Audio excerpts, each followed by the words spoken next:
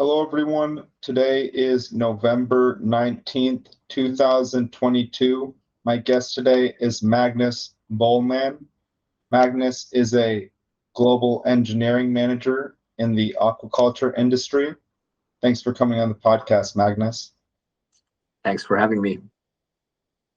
So, we were in the same fraternity in college. Yeah, that's about 10 years ago, I believe. Yes, Yeah, 2012, 10 years ago exactly. 7 years. Damn. It's been a while. Oh, Yes, actually, you joined 6 months after me, right? yes. You Yeah. joined 11 years ago and I joined 10 years ago. Oh, yeah, And you were our pledge trainer. yeah. That's right. I forgot about that. That was Uh, awesome. yeah, we got to hang out with you guys for around 6 months before we had to go back to Norway then to finish our master's degree. That was a very sad day, I remember, because like living like that year at UCSD was probably the peak in life in terms of fun. Really. Oh yeah. What makes you say that?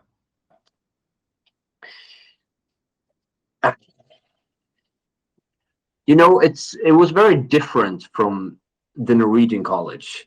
Um, I guess I'm kind of more connected with you guys.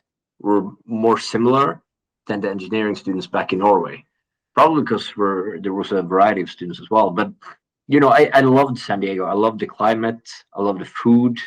I love the people. Very friendly, and also the exchange rate between Norwegian kroner and dollars back then was very in favor of the Norwegian kroner. So actually, we had some money for being a student back then.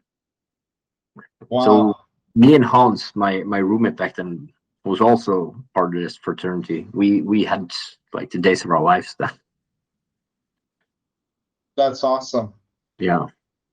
And you guys came from an engineering school in Norway? Yes, it's called the Norwegian University of Science and Technology up in Trondheim.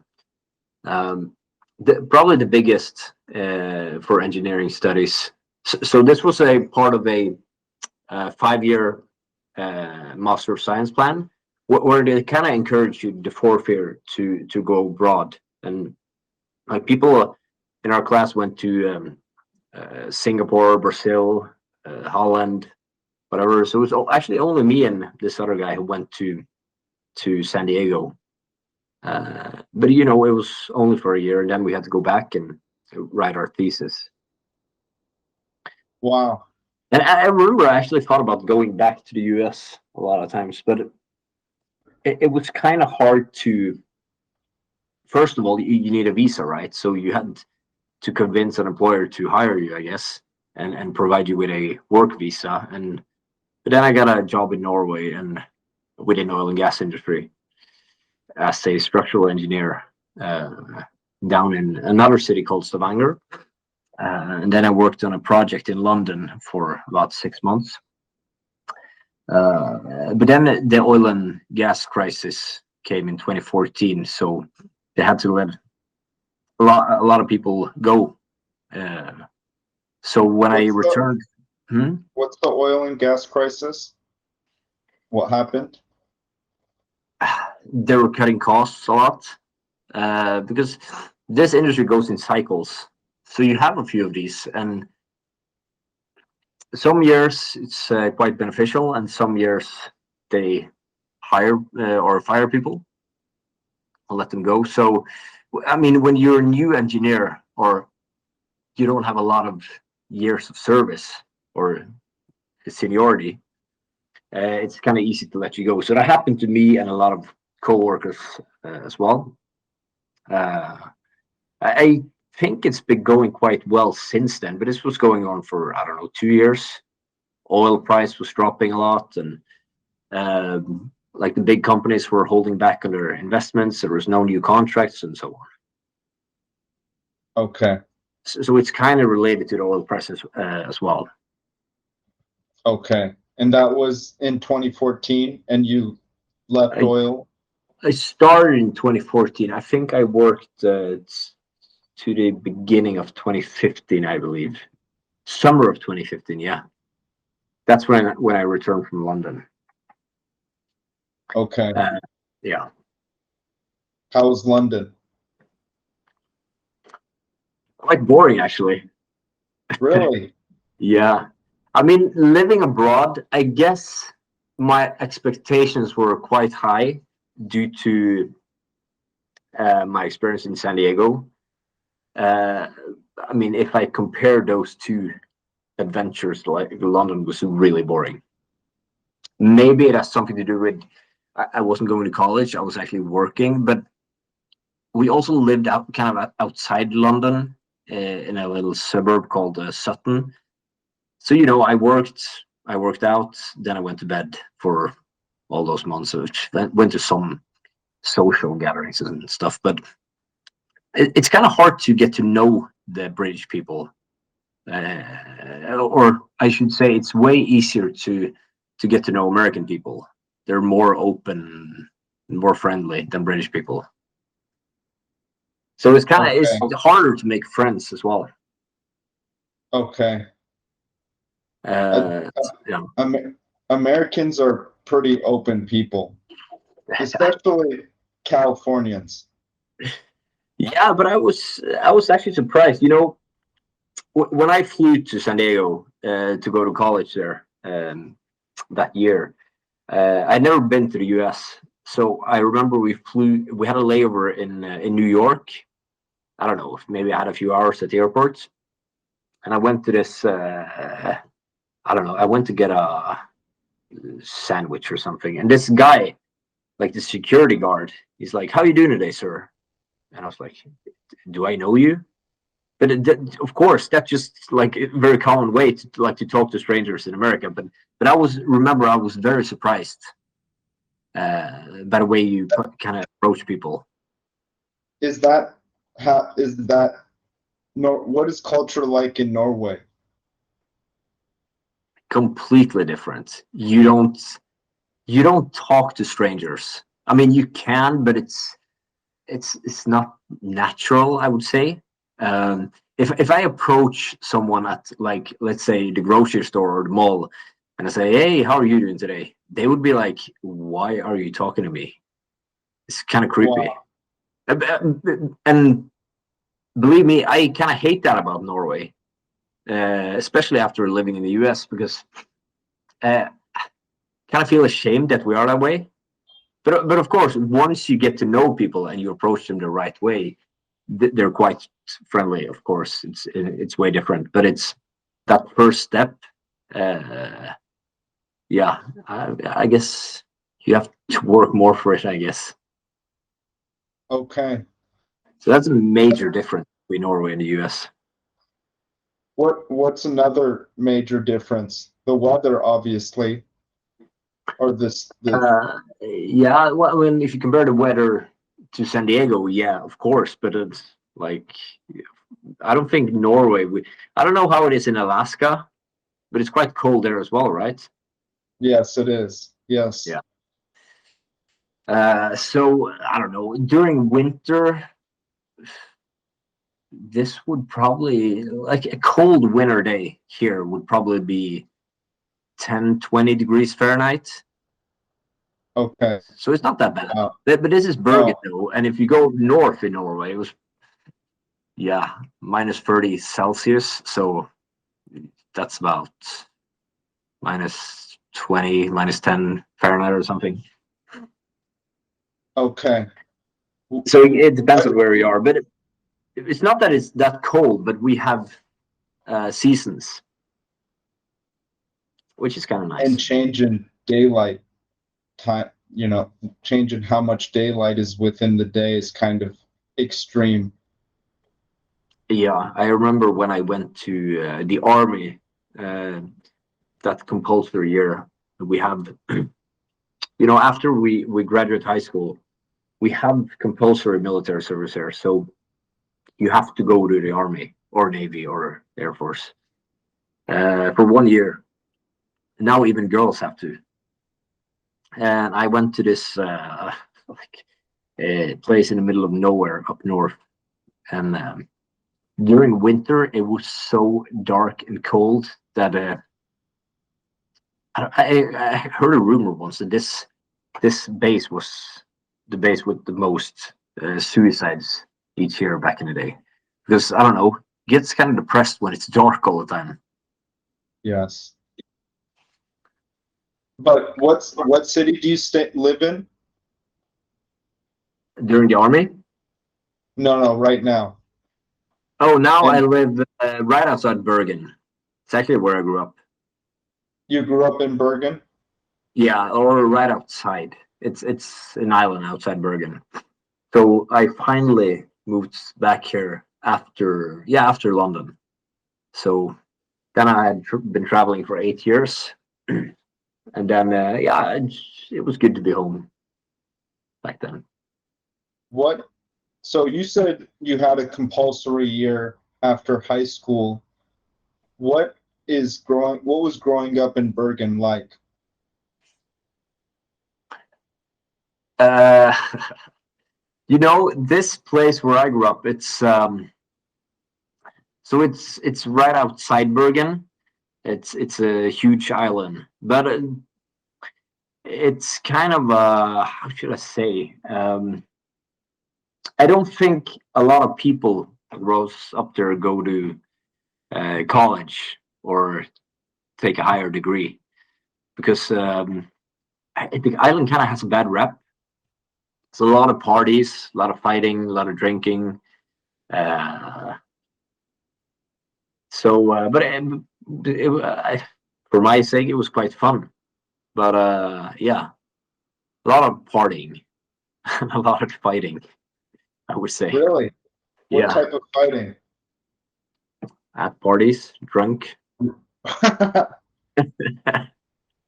I don't What's know. the It was a good island place called? to. Hmm? What's the island called? Sotra. Houtsoutram? Sotra. Okay, Yeah, Sutra. yeah. I think it's around. I would say between 30 and 40,000 people there. It's, Okay. it's quite big. Yeah, but I mean, I love growing up there. Because I mean, what did you love about it? The parties and the fighting?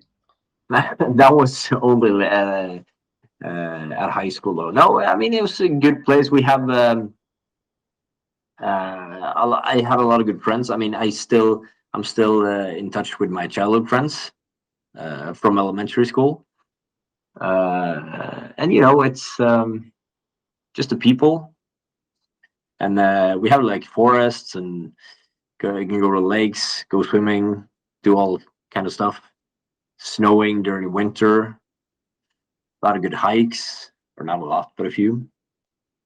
So yeah, especially that little village where I grew up. I think it's a safe place for kids to grow up. Okay. Yeah. So, but I don't know.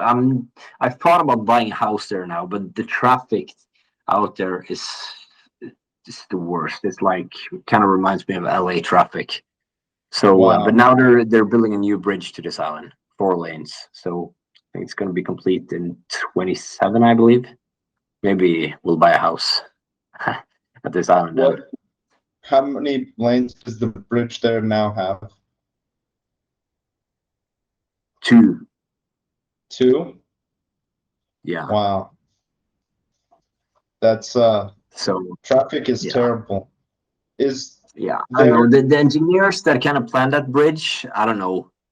The Golden Gate was built in like the 20s or something, and that bridge still works because they kind of estimated the number of cars that would how this would progress through the years, right? So they don't need a new Golden Gate bridge. It still works, but the people that built this bridge, they didn't like foresee into the future, I guess. So wow.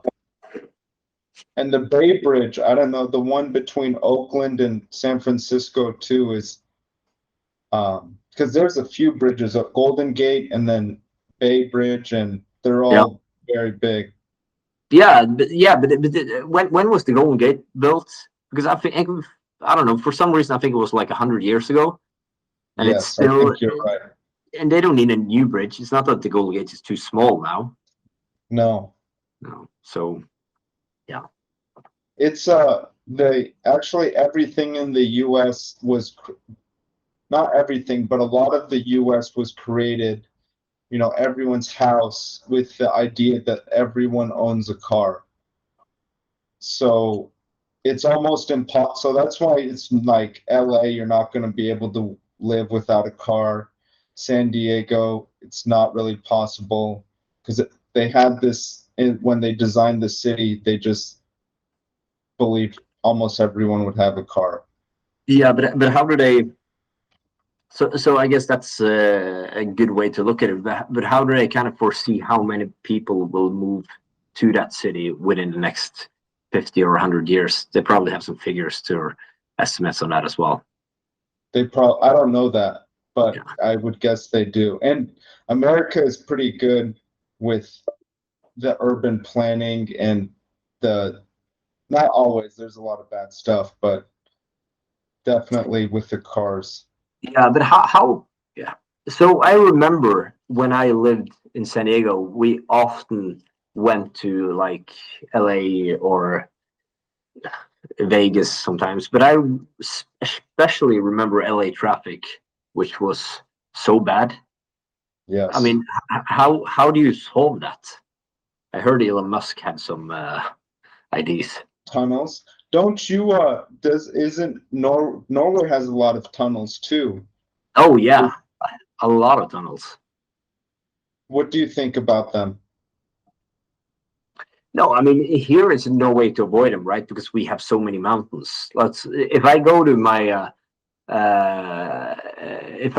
like my childhood home to this city center, which is about a 15-minute drive, 12 maybe, I would have to pass so 1, 2, 3, 4, 5, 6 tunnels, 7 maybe. Wow. Because of the mountains? Yeah, there's mountains everywhere. We even have a tunnel that's like 25 kilometers long. If you, yeah, and that's in miles. That's around 16, 17 miles. Okay, that's a long tunnel. Yeah. That's his idea though, is tunnels. And I heard he, used Norway as an example for how effective they are. Actually, my master thesis was kind of interesting because we also have you have a lot of mountains, of course, but you also have a lot. We also have a lot of fjords. What's a fjord? A fjord is like so. Let's say you have a coastline, right? Like a straight coastline will go like this, but then you have the water or the ocean coming in like this, like a line. Yes. So to be able to cross these fjords, you would need ferries or bridges.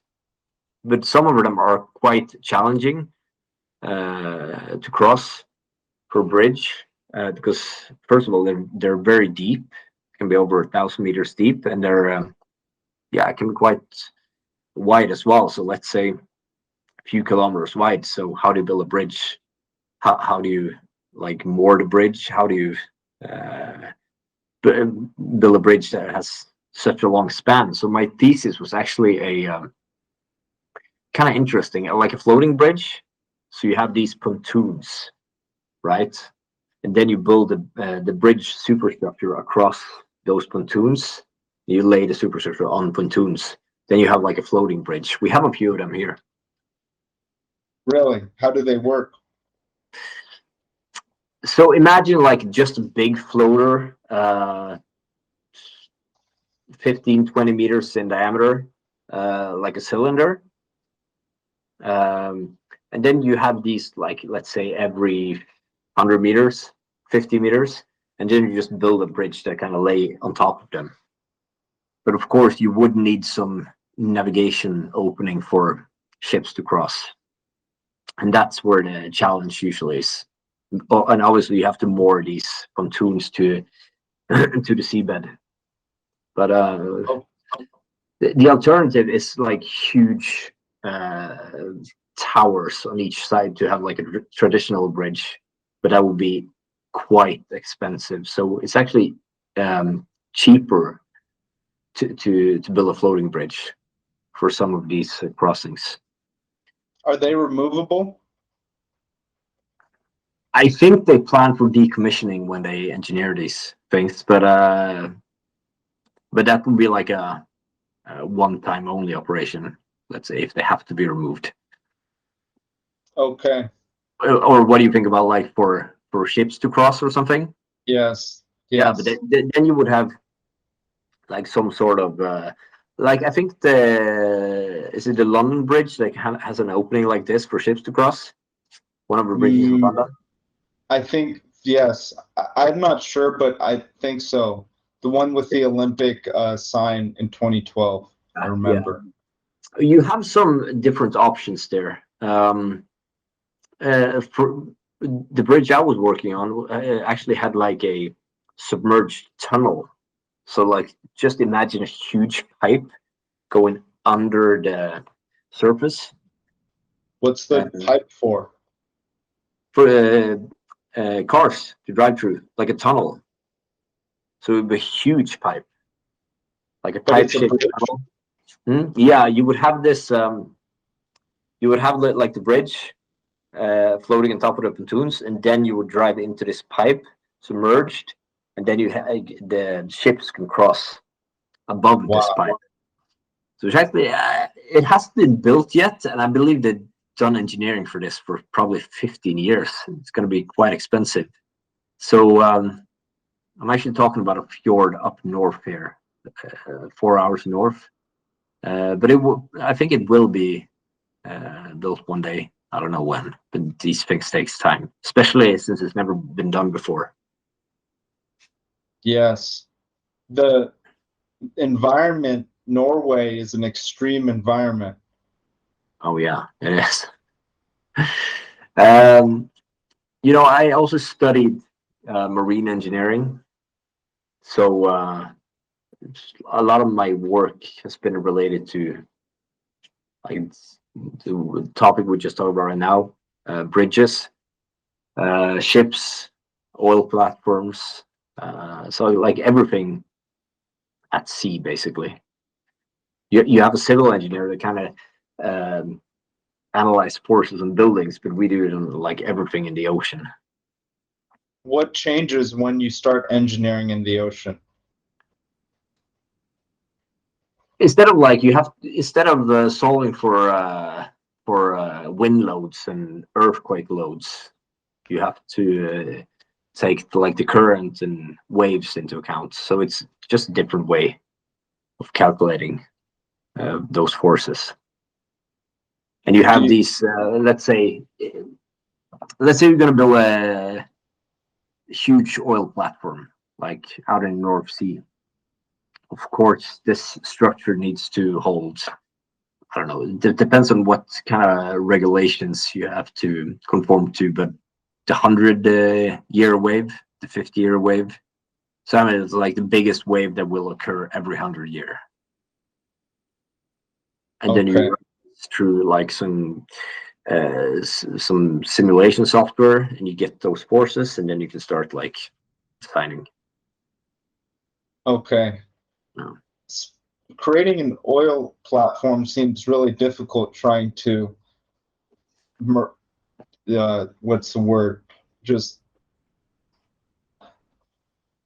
put it into the ground. I don't know the word, but create an infrastructure into the ground and then let it come out of the water into air. Yeah, you have different types of platforms, right? You have what you described is probably what they call a GBS, so like a gravity-based structure. So you have like this huge structure that like stands on the seabed. Yes. Right. The biggest oil platform we have in Norway is actually called Troll A, or actually, it was the biggest when I was working within oil and gas industry. So, but I just still believe it is. This was like more than 400 meters tall, so like way higher than the Eiffel Tower. So like designing it and creating is one thing, but yeah, how do you install this? And I'm not sure how they did. But you also had different, like a semi-sub that is like a floating platform that is moored to the seabed, and then you have like there's like tons of different ones. Okay. It depends on the environment and the price and all that.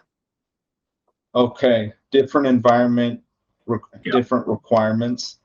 Yeah, let's say the water depth is 1,500 meters. You wouldn't have like a gravity-based structure standing on the seabed at those sites. You would probably have a floating one that is moored or anchored to the sea bottom. Okay. Yeah. And is that does that floating one submerge into the water at all?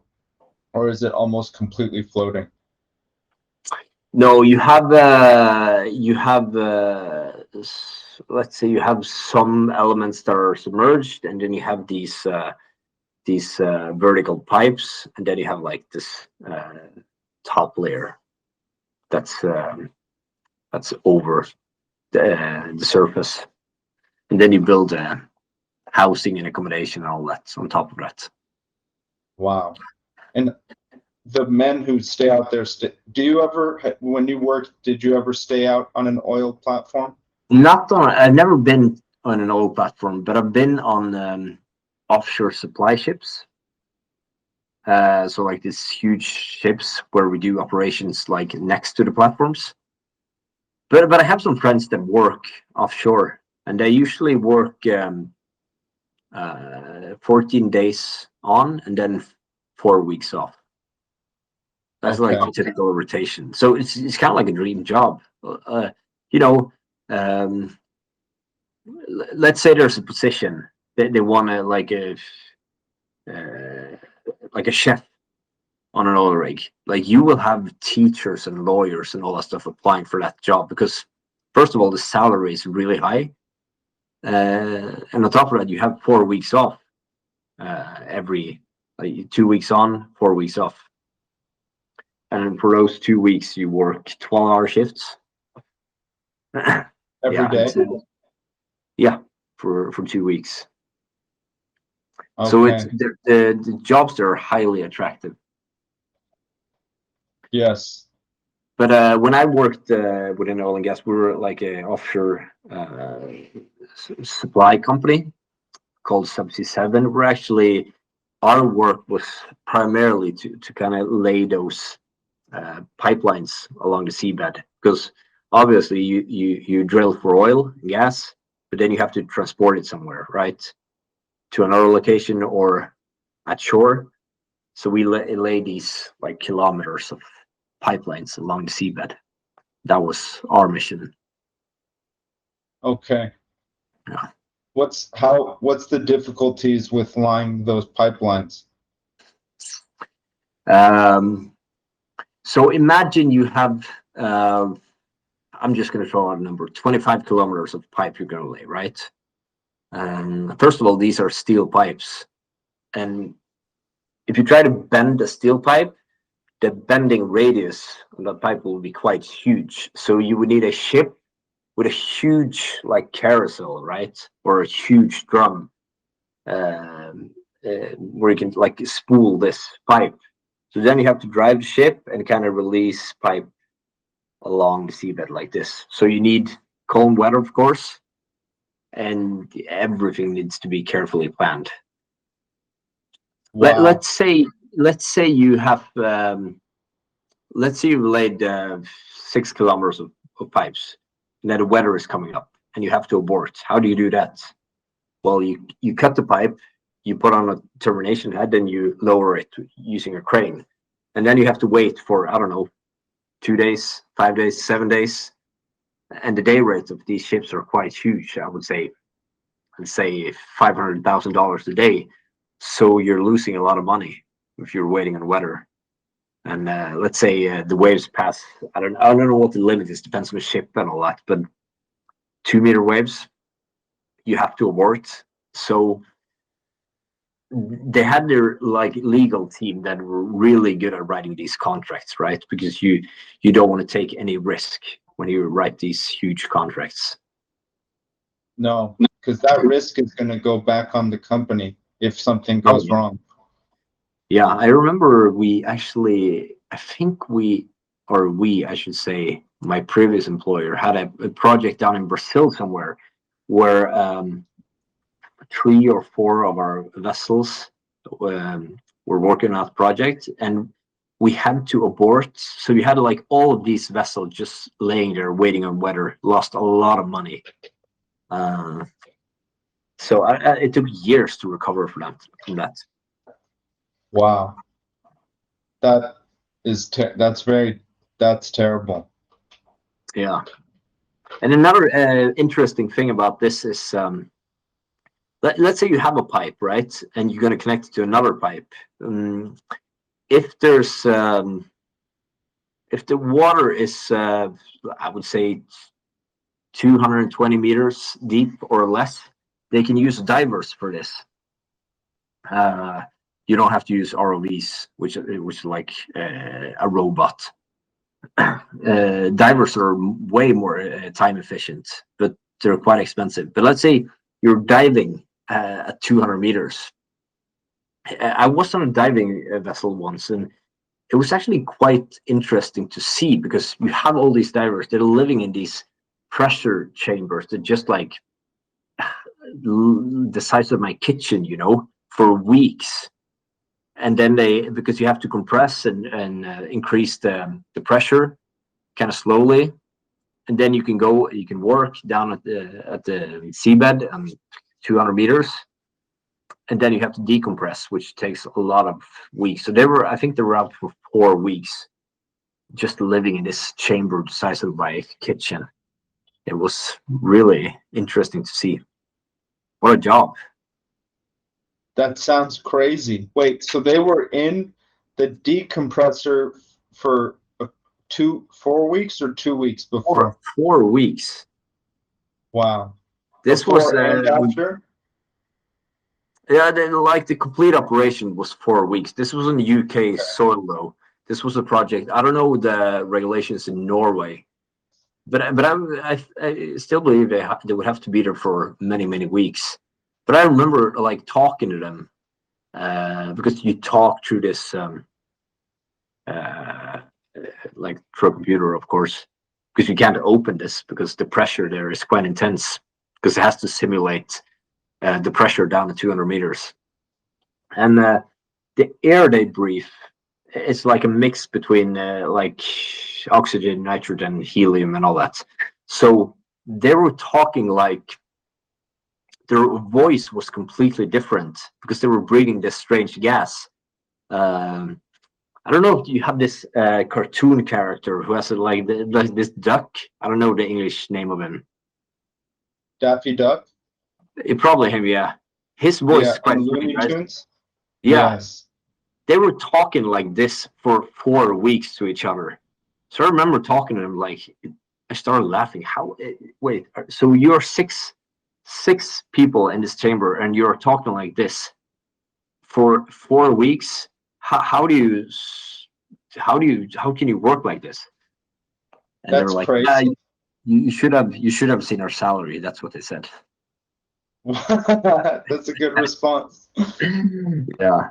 So, but yeah, that seemed like a very strange way of living. Kind of interesting. Really strange way. Yes, that seems really similar to space travel. Oh yeah. Also a very strange way of living that I don't really want to do. Yeah, I would love to go to space one day. Like, You let's say, would? oh yeah, let's say 20 years from now or 30, if there are like commercial flights to low Earth orbit, I would pay so much money to experience that. What's the reason you want to go to space? Just imagine floating, like feeling that weightlessness and just looking down on Earth. I can't imagine a bigger feeling. No, It would that be. I would pay so much money to experience that. I understand what you mean. It's like true. It's like a science fiction movie. Mm. You know, there's no. I actually wanted to become like a rocket scientist when I was a kid, but there's really no college for that or market for that here in Norway. I think you would have to work for NASA or SpaceX, or you have the European Space Agency as well, but I think they're not located in Norway. Okay, and okay, there's not much aerospace schools in Norway. No. Yeah, I mean, I think there. I mean, you can work on like when you say aerospace, you mean like space, or you mean like Boeing and flights and airlines as well? So most of the uh, schools, that's kind of what they do, and I think they mix them Okay. together. And Yeah. so if you go and get like to a school, because in UCSD we had aerospace engineering, Yeah. and that's I kind of just mix both of them together. Okay. Do you know anyone who started working for like the big ones like NASA or SpaceX that went there? No, I know. No, I don't. I know someone who works at no, they work at Tesla. No, I don't know anyone. Okay. I would live for that company if I worked at SpaceX or something. I think it seems so cool. Yes, it's incredible. Yeah. Like sorry, I lost you there for a sec. Can you hear me? Yeah, but I can't see you. Oh, there you're back. Yeah. Okay. Yeah. Like the things that Elon Musk is doing, I just love watching those rockets take off and land Land. again. It's quite amazing. The landing is amazing. And I mean, I didn't realize it before seeing his the rockets land. Like that's very expensive. Once you use it once, it's done. Yeah, yeah. Imagine if you were going. Let's imagine you were taking a bus to work, and they had to uh, like throw away the bus after one ride. Imagine like the bus price tickets, how expensive that would be. Very much more expensive. By the way, when we talk about space, have you heard about the concept of the space elevator? No, yes, but could you explain it?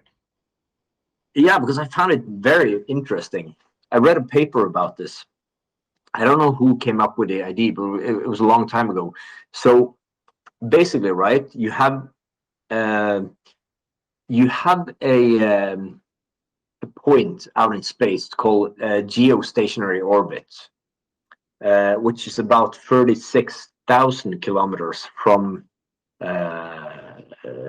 this. I don't know if it's from the surface of the Earth or the center. But imagine, okay, so let's say it's 36,000 kilometers from the Earth's surface. If you're at this point, um, you could actually be above the same point on Earth all the time. You're rotating in this orbit because you're rotating um, with the same angular velocity as Earth, right? So you could look down over the same spots all the time. You follow? Yes. But the Earth is rotating every 24 hours. So let's say you're at this point and you're lowering a cable, right? This cable is like a sling. You will get rotation free from the Earth's rotation, and you would have this cable that you can climb up and down. So that's like Yes. basically the space elevator. Obviously, you would need a counterweight as well going out in space because this you would have the weight of this cable. But as of now, we don't have a material strong enough to sustain this tension that this would experience. You have some promising materials like carbon nanotubes and graphene, I believe. But they've only managed to make like a few inches of this, not nearly 36,000 kilometers. But let's say they would be able to build this one day. This would reduce like the cost of going into space or orbit, at least by 2 figures. Yes. Uh, It would be very easy, like an elevator, just boom, yeah, boom, you can just come boom. up and down this cable. It would, yeah. I found this concept because it's quite, for an engineer, the concept is quite simple, but it's such a big challenge when it comes to finding this material, or Yes. tether, I should say. But I'm wondering why Elon Musk doesn't put like any effort into this. Maybe he doesn't think it's promising. I don't know. Anyway, the concept is quite amazing. Yes. Material science is it's a crazy subject. Yeah, I don't know much about it, but I think it's interesting. Yes, I don't know much about it. I know it's a lot of chemistry, which, Yeah.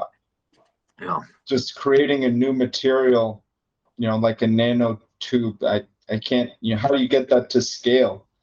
Yeah, I no idea. Well, if they figure it out, they're probably going to be quite rich. The ones to figure it out. Yes. So you say a thread, and then how are you thinking things are transported? Like there's a line or there's a piece attached to the thread, and then you can attach whatever, load or people you need. If you have, I mean, if you have the lift or the tether, I don't know how would you, if you have the tether, right? How would you make the lift? I don't know, but I think that's not the biggest issue here. The biggest issue is the tether. You can always figure out a way to build a lift. It would probably take a few days since you're going 36,000 kilometers up, but I don't know. If such a thing were built within our lifetime, I believe commercial space flights or trips would be possible. Yes. Well, Another interesting place is, we already touched on it, that Norway is pretty, has a lot of schools and a lot of innovation going on is underwater. oh yeah. I don't think we know very much about the deep sea, and so that Norway does seem to have a lot of innovation there. Yeah. Yeah. Some people think that we know more about space than we do about like the ocean. I don't believe that, but definitely there's well, if you're asking me about deep sea, I don't know much about it because it's quite, we don't, there's no industry there, right? There's no, our focus, at least in Norway, is not there, at least in my line of work. So you were previously in oil and gas, and now you're in aquaculture? Yeah. So, you mean my job in oil and gas was a structural engineer, so you could like do that a lot of within a lot of different industries. But yeah, so after I moved back from London during the oil and gas crisis, right? I lost my job, moved back. It was really hard to get my girlfriend just came home to get a job back then. Do you want to say hi? No. So I stumbled across this interview with a company. I've never heard about them. But I remember the general manager to me, he said back then, the world will not always need oil, right? We're not gonna rely on oil for all eternity. But one thing is for certain, we're probably going to need food, no matter, as far as I can see. How I said, okay, so that's quite a good point. And what we are doing, we're actually making salmon, which is a quite sustainable protein or source of protein. I was like, damn, that's a good point. And then he actually started talking to me about the job, and it seemed appealing to me. Then I got the job.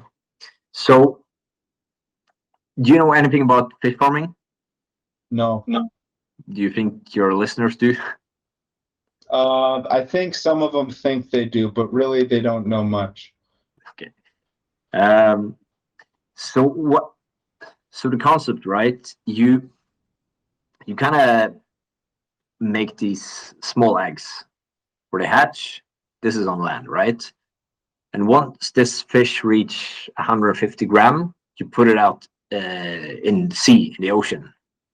But you need a structure around them, like a net. So once you have and that's a fish farm.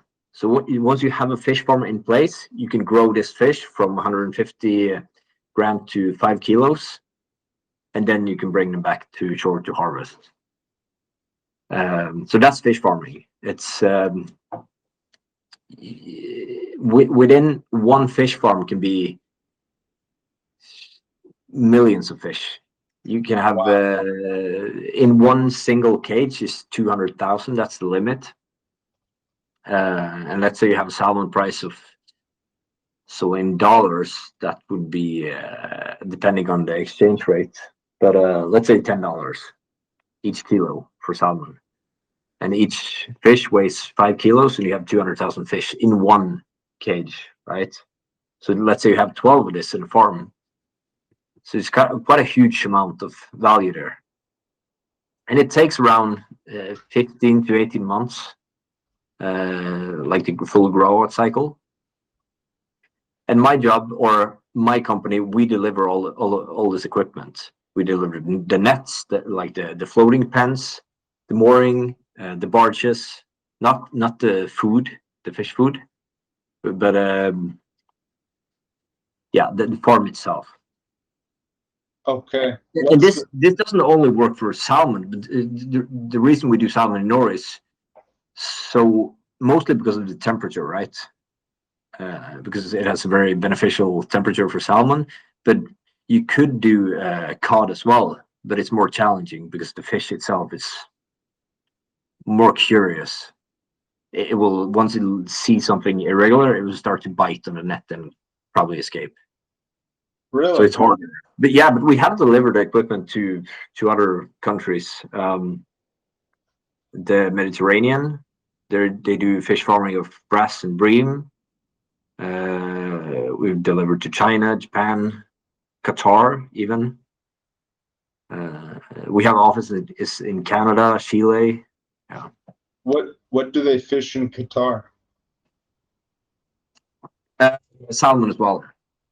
Really? It can survive in that environment too? Sorry. In Qatar, sorry, I thought you meant Chile. Qatar, it was snapper. It was barracuda, I believe, and sea bass. Yeah, but it's warmer temperatures. And we've delivered to Africa, where they fish farm fish called tilapia. Okay, that one's big in USA too. It is? Huge. I didn't know. Most of the fish tacos in San Diego are probably made out of tilapia. Really? So I thought I never tasted tilapia, but I remember I had a couple of fish tacos when I was there. So I think you ate tilapia at least once while you were here. yeah. No. So okay. So that's what my company delivers. And my job is a global innovation or engineering manager, and responsible for the marine infrastructure. So we try to innovate new products all the time, or better solutions. Right now, the biggest challenge for this industry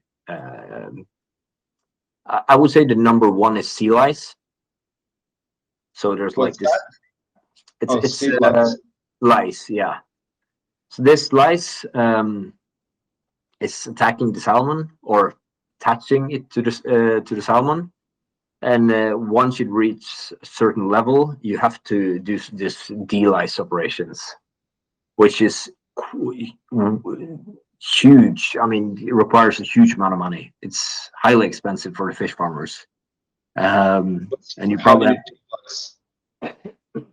you have different ways, right? You can bring in like this huge ship. You can take out all the fish and do this treatment. It's actually a warm water treatment. So the fish is submerged to warm water, like, I don't know, 28, 29 degrees for a minute, 30 seconds or something. And then the kind of lice releases itself from the fish.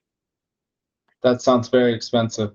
Yes. So this is, I think the price for this was around, I've heard, about 1 million kroner, which is, let's say $100,000 for one pen, one time. And you have, let's say, 10 pens, and you have to do this 3-4 times a year. So the fish farmers spend a lot of money on this issue. So what we have developed, right, is most people don't know this, or most people outside the industry, but the sea lice is only in the first 10 meters, like the top 10 meters of the water column. So we have developed some submergible fish farms where you like kind of submerge the whole farm under the sea lice belt. They can stay down there for, let's say, a year. You can have a full growth cycle, and then you can bring it back to the surface. We've done this with a fish farmer up north, and it has shown very, very promising results so far. No lice. That's awesome. Yeah. And you said you leave them down there. Do you, at the end of their life cycle, do you have to bring them up, or can you leave them out down submerged for their entire lives? No, you have to bring it up, right? Because you have to sell this. That's your value right there. You sell it to like the stores and restaurants and like worldwide. No, I meant, well, do you keep it? You know, there's a lice belt, but they're just going to pass that lice belt to get out to be farmed. They're not actually going to live in the lice belt at any point. Oh no, they live under the lice belt beneath, right? Got it. So this is like solutions that we work on, and of course this requires a lot of engineering. Yes, a lot of R&D.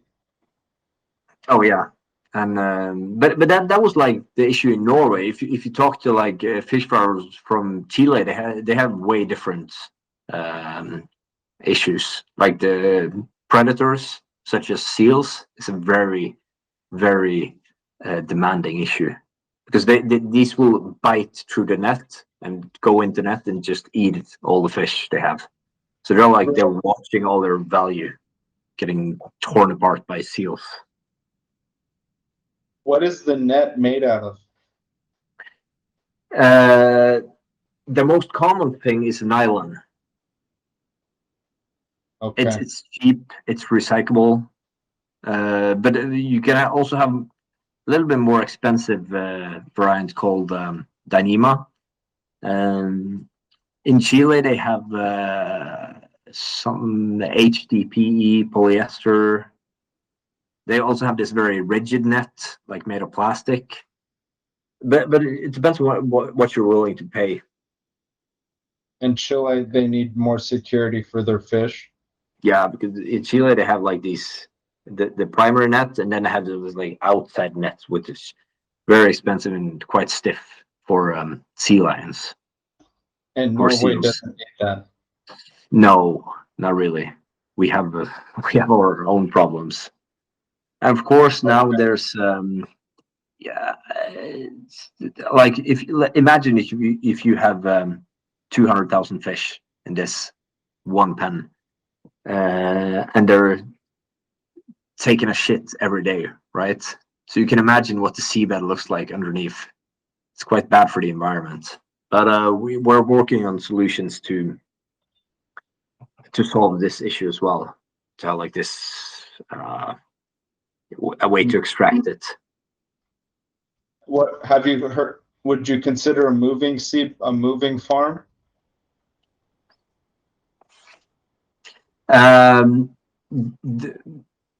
We haven't considered it. The reason is getting a license is quite time consuming and challenging. What type of license? Like the license to like a property. A fish farm has like imagine a real estate, right? Yes. You have to apply for it. So there's a lot of work go into actually finding these beneficial locations. So you wouldn't be able to move them because it has to consider other types of navigation. You have to consider the seabed, the current, waves, and all that. So yeah. And of course, when we're going to deliver a new farm, we have to know the 50-year wave. We have to know the 50-year current. We have to run this through simulation and design it accordingly. Okay, that makes sense. Yeah. But it's a very good question, actually. I thought about it because in cow farming, it's kind of the same issue, and they do where they move the cows every few days, and then so that way the cow isn't eating the same grass. And then I know it's much more expensive, and that's like when they say like pasture raised beef or something, that's how they raise it, where it's like the cow eats here for like 6 days, and then it moves here for 6 days, and then it moves here. Yeah, that's a good point. But that's one of our selling points for this industry. It's if you look at so let's say I don't know how many burgers you can get out of a cow, but if you look at how many meals, right? If you look at agriculture, the agriculture industry, how many meals this produce, and you look at the total area that's required for these cows to move around during lifetime, right? And then you compare it to a fish farm. How many meals on a plate do this fish farm produce?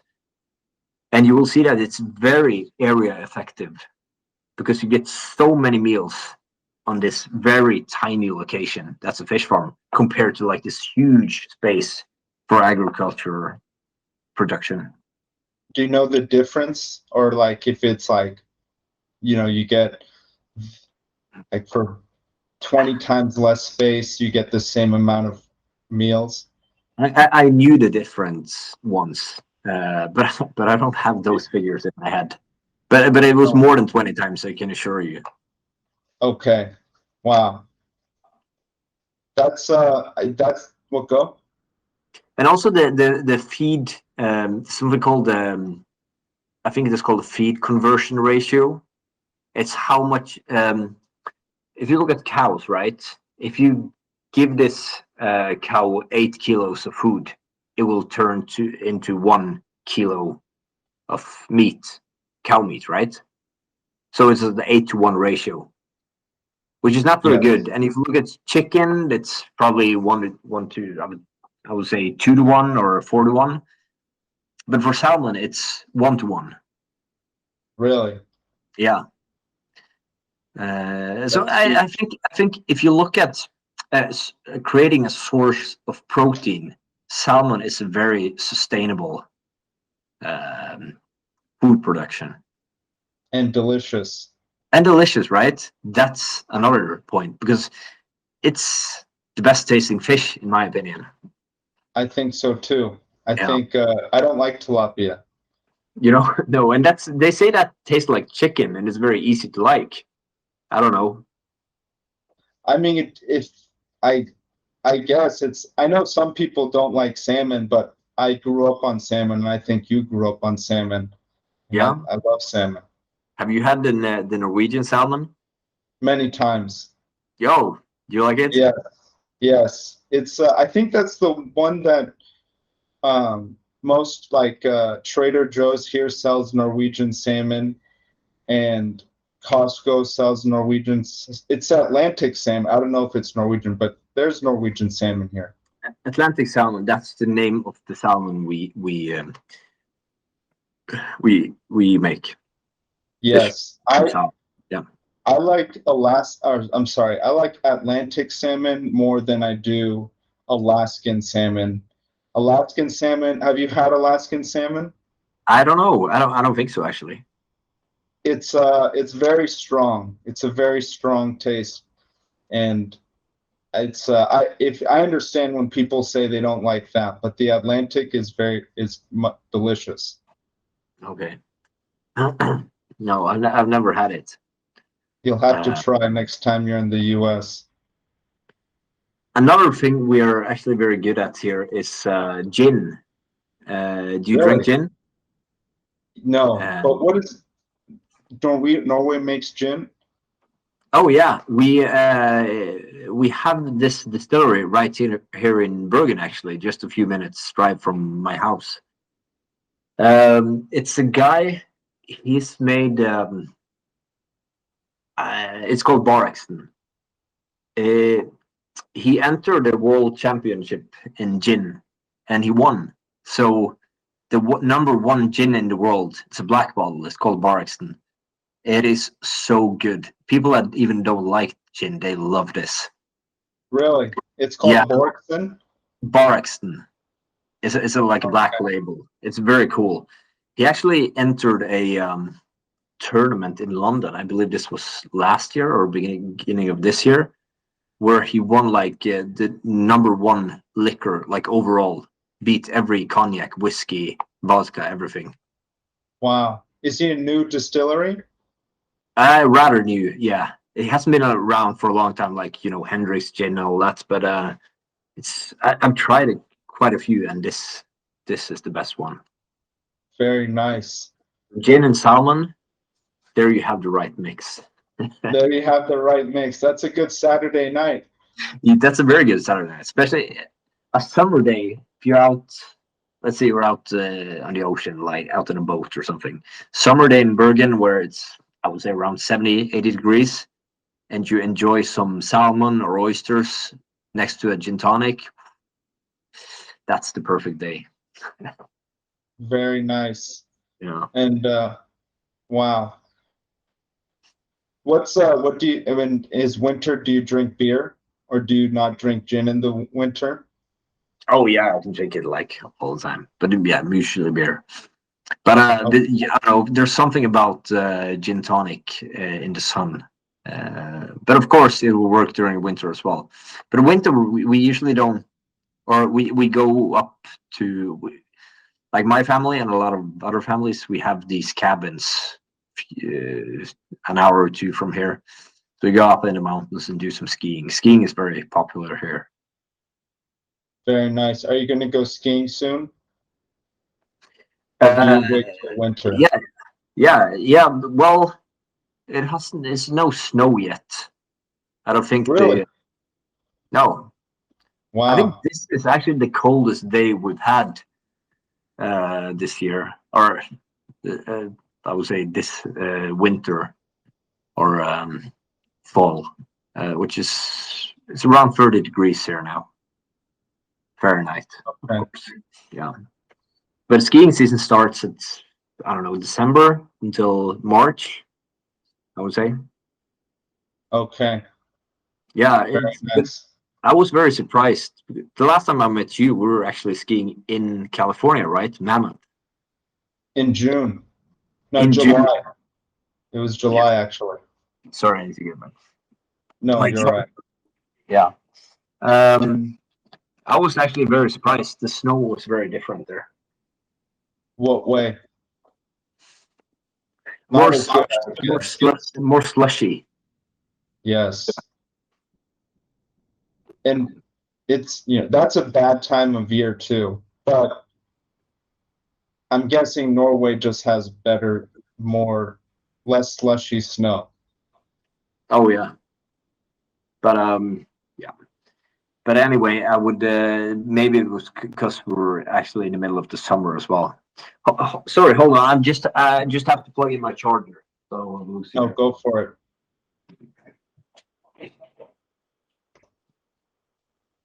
There we go. Nice. Wow. So what about you? What are you doing in Chile? Oh, my buddy got married last 2 weeks ago now, Yeah, and you know, I it's spring here. So in San Diego, it gets dark at like 5 p.m. and here it's getting dark at like 9 p.m. So yeah. have you been to Chile for your company? Yes, I was there in February this year. Okay, that's a great time to be here.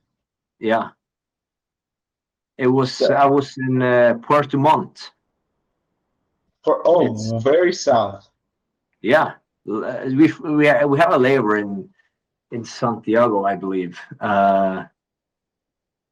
Yeah, so I think I will go back there maybe once a year because I have this. We actually had a Chilean guy come over to us as well. We have some engineers there that we cooperate with a lot or for these innovations projects because I don't know they're quite big in building like steel fish farms. In Norway we use plastic, but down there they use steel. For the base on the top? Yes, Or like okay. the floating structure. Okay. That makes sense. Yeah, well, it's the reason is they have square pens, whereas we have circular ones. What's And the difference? the difference, right? If you look at the geometry, square pens, you can lay them right next to each other and form like a pattern and have like 100% area utilization. For circular pens, you can't do that because you will get some gaps in between. So do they have farms just side by side by side by side by side? Yes, right next to each other. You can walk between each pen. But the reason is basically because, depending on who you ask, but the most promising answer I got was, or believable, was that you have one outside predator net for the entire farm in terms of one for each pen, which is more, it's cheaper that way for these Okay. like, giant seals. You can find videos of these giant seals actually jumping up and down, or up in the pen itself, and just eating the fish, then Just fleeing, or going yeah, going over the bananas. wow. So, but I like That's Chile a lot. great. It's I like Chile a lot too. first time. Yes. What did you like about it? I had first of all, the people are very nice. Yes. Um, we had probably the best steak I ever had was down in Puerto Varas. Really? Yeah, it was so amazing. But keep in mind, there were still some COVID restrictions when I was there. Okay. So when I remember when I arrived at the airport, I had the roughest PCR test of my life. They were raping my nose. It was terrible. That's oh man. They loosened up a lot, thankfully. Yeah, and I that was don't good. like I've had that a few times. It's not comfortable in an Yeah. airport.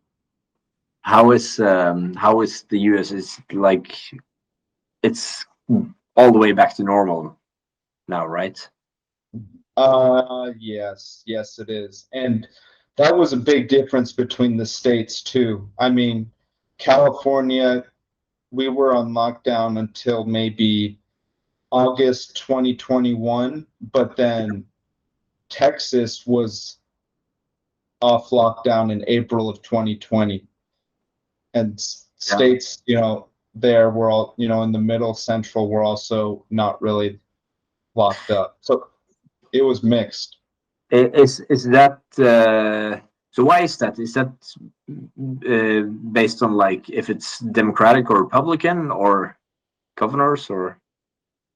Yeah, there was a lot of partisanship on this one. I will say that. It seemed that the Democrats were favoring lockdowns. The Republicans were favoring no lockdowns. Yeah. It was, but even then, I would say the central of the country was a lot more keep it open. And then the coast on both sides, like northeast, not really southeast. Southeast was kind of let it go. And then the west coast was like lock it down. And Yeah. it was partisan. I mean, you can't really say it wasn't partisan. It almost was right down the middle. Yeah. Imagine how much money this pandemic like cost the world. It Oh, was so crazy. what do you think about it looking back? To be honest, I actually had a great time during the pandemic. How? What's the reason? First of all, I just bought a new apartment in the city center. This was right before the pandemic broke out. So my plan was to do some refurbishing there, or actually total renovation actually. And this requires a lot of time, right? And I money. had that time and money, yeah. But it depends how much you want to do yourself. If you want Yes. to like spend all your time doing yourself, you can actually save a lot of money. So when in lockdown, right, all the rates were dropping, right? So on my mortgage was quite cheap because the Yes. rates were dropping. So very cheap mortgage. I had all the time in the world to refurbish this apartment, and so I was being very efficient during the pandemic. And also my previous manager, he got fired during the pandemic, or laid off, retired early, I should say. So then I got promoted, or I took his old job. So there you have three good reasons, right? In lower rates, doing a lot of refurbishing, and get promoted at work. So I love it. That's awesome. Yeah. So I had a very good time, and but I, for me personally, it was also very challenging kind of to navigate around being a manager for the first time from lockdown or working from remote. What did you have to, how did you have to adjust? Uh, I don't know. You kind of get used to Teams meetings, right? Yes. But obviously, you would. There's no limit for how much you can get out of a meeting, like a remote meeting. Like Yes. even when let's say we visit fish farmers, right? To let's say have a meeting with a fish farmer to sell stuff. Obviously, you can do this on Zoom or on Teams, but it will probably increase the chance of selling something if you actually show up there. I don't know. You get to know people better in a physical meeting, I believe. So Yes. yeah, Especially if you're, if you're the salesman, if you're the one that's saying, check out my product, it's a lot better if you're there and you're actually showing how much you believe in it. yeah, and then you can go out and like let's say have a dinner later, and yeah, you're flying. Yeah, how is that in the U.S. by the way? Are you allowed? Let's say you visit a potential supplier, your company. Are you allowed to bring that one of their guys out to dinner and have your company pay for it? If that person works for the government, no. If Oh, that person works for the government and say you're a government contractor and you give them anything more than it's either, I think it might be $25,000, and it's really anything. It shouldn't even be 25. Sorry, I said 25,000. I meant 25 dollars. yeah, If you give them anything more than that, and you really shouldn't, you shouldn't be paying for lunch. You shouldn't do anything. So with a government official, it's illegal. For Yeah. a private company, I believe it's legal. Yeah. I believe there's nothing, as long as that person isn't involved with any sort of contracts with the government, I don't think it's a problem. That's quite interesting, because I know there are quite strict regulations here when it comes to the oil and gas industry. In the fish And I farming might be industry, wrong. I might be wrong. So if yeah, with but the I private, think you could be right as well, because in the aquaculture industry, we don't have those regulations. And I'm going to tell you a story. I was actually looking for a supplier for titanium. We were for gonna that cage, for like, the like yeah, no, just a ring. Um, you know, if you have a fish cage like this, right? It's shaped like a circle, and then you have like this cone at the end. At this very center point, there's a lot of ropes meeting, right? And you have to terminate these ropes somehow. So what we have done in the past, we have like these splices going around a steel ring like this. The problem with steel being submerged for years is that you have corrosion, right? So once this is corroded, you will get these sharp edges. It will kind of tear around the ropes like this, and the ropes will break. And then you have a risk of all your fish escaping. So we heard that titanium is a very resistant material in terms of corrosion. And I was looking for suppliers for titanium. I heard about this company out like in a small city up north in Norway. So I flew up there. I went to the factory, and I remember like coming into that factory, they were almost like bowing me and like, "Oh, welcome! Such an honor to have you here," and so on. We booked the nicest restaurant tonight, and let's show you our boat. We can go to my cabin and drink some. We actually had a whiskey like during noon at a work day at his cabin, and just laughing and having a good time. So of course this was for them to get this contract, and I didn't really think much about it. I thought it was like I had a really good time. But when I came back to, and of course, we went to this fancy restaurant and were staying there until very late and had whiskeys and beers and all that. Going back to my management, I said, okay, so now I visited a few of these possible subcontractors. For me, um, I should remain impartial, because I now I know these guys, and you should have the word. My voice shouldn't count here. So you should make a selection here based on like price and quality and being able to deliver and all that.